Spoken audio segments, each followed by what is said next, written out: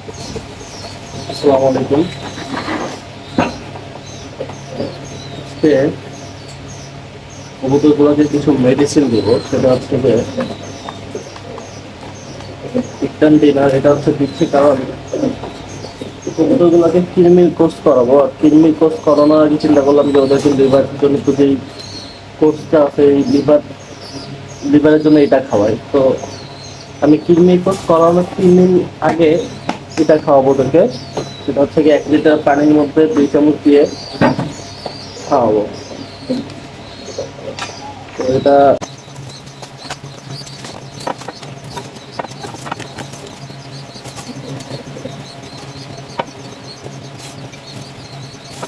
কৃমির কোর্স করানোর আগে 3 দিন, আর কৃমির কোর্স করানোর পরের 3 দিন, এই 2টা দিন